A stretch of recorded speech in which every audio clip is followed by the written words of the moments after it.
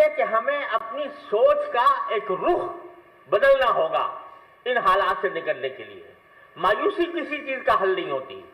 مایوسی کے بجائے اپنے حالات کو اس طرح ڈھالنے کی کوشش کرنی چاہیے کہ جس کے ذریعے ہم ان پابندیوں سے، ان غلامی کے شکنجوں سے ہم اپنے آپ کو نکال سکیں۔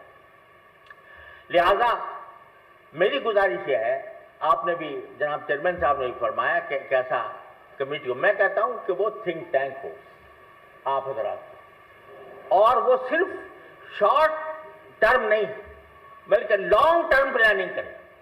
اس لانگ ٹرم پلاننگ کے اندر یہ باتیں داخل ہوں جو میں نے گزارش کی ہے، اور اس بات کو کیا جائے کہ دیکھو سرکاری سطح پر کیا ہوتا ہے کیا نہیں ہوتا، لیکن کون اس کو منع کر رہا ہے کہ آپ اپنے ڈپازٹ جو ہیں وہ اسلامی بینکوں میں داخل کریں؟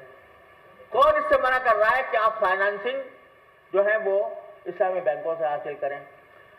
اور اسلامی بینکوں کے اندر بھی جو نمایاں بینک ہیں ان کے اندر بھی ان کو اس بات کا اس کے ساتھ ایک معاہدے ہوں، ایسے معاہدے ہوں کہ جس کے نتیجے میں وہ آپ حضرات کے ڈپازٹس کو اور آپ کی فائنانسنگ کو صحیح طریقے سے سود کے بغیر استعمال کریں۔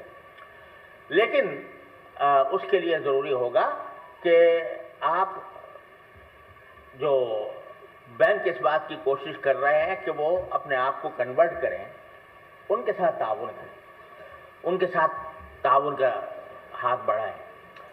خوب سمجھ لیجئے کہ یہ سود کی جو لعنت ہے یہ ہم پر صدیوں سے مسلط ہے پوری دنیا پر، اور اس کا مرکز ہم نہیں ہے، مرکز اس کا نیو یارک میں ہے، اور مرکز اس کا وال اسٹریٹ میں ہے، اور وہاں سے پوری دنیا کو انہوں نے غلام بنایا ہوا ہے۔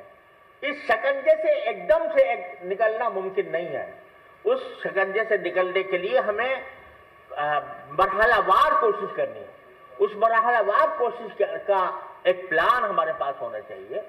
وہ صرف حکومت کے اوپر نہیں بلکہ خود ہمارے اپنے تاجر برادری کے باہمی اتحاد کے ذریعے وہ پلان تیار کیا جائے، اور اس کے نتیجے میں رفتہ رفتہ ہم سود سے نجات حاصل کرنے کی کوشش کریں۔ فرض کرو حکومت سود کو منع نہیں کرتی، لیکن سارے بینک جتنے بینک ہیں وہ کہتے ہیں ہم تو اسلامی طریقے پر تمویل کریں گے، اسلامی طور پر ہم ڈپازٹ لیں گے، اسلامی طور پر یہ تمویل کریں گے، فائنانسنگ کریں گے۔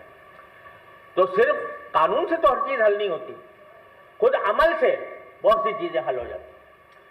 تو ایک گزارش تو مجھے یہ کرنی تھی، اس افسوس ہے کہ میں آپ حضرات کی سماع خراشی کر رہا ہوں، لیکن پہلی گزارش تو مجھے یہ کرنی ہے کہ دیکھیے ہمیں ہر قیمت پر مغرب کی غلامی سے نکلنا ہے۔